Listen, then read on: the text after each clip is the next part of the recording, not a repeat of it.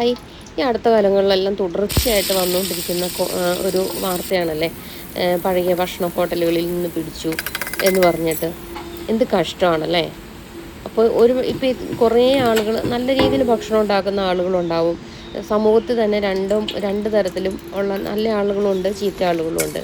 അപ്പോൾ നന്നായിട്ട് നല്ല രീതിയിൽ ഭക്ഷണം ഉണ്ടാക്കി കൊടുക്കുകയും വിതരണം ചെയ്യുന്ന ആളുകൾക്കൊക്കെ ഈ മൊത്തത്തിൽ നമ്മൾ ഹോട്ടൽ ഭക്ഷണം എന്ന് പറയുമ്പോൾ ഹോട്ടൽ ഭക്ഷണത്തിൻ്റെ ഒരു കോമൺ ആയിട്ടല്ലേ നമ്മൾ പറയുന്നത്.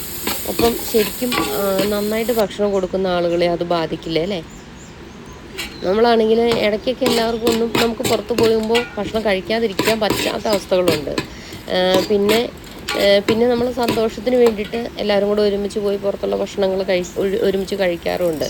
പിന്നെ നമുക്ക് ചെയ്യാൻ പറ്റുന്ന എന്താണെന്ന് വെച്ച് കഴിഞ്ഞാൽ പരമാവധി ഹോട്ടൽ ഭക്ഷണം ഒഴിവാക്കുക, അല്ലെങ്കിൽ ആഴ്ചയിൽ ഒരു പ്രാവശ്യം അല്ലെങ്കിൽ മാസത്തിലൊരു പ്രാവശ്യമൊക്കെ ആയിട്ട് നിജപ്പെടുത്തുക. അങ്ങനെയൊക്കെയല്ലേ ചെയ്യാൻ പറ്റുള്ളൂ.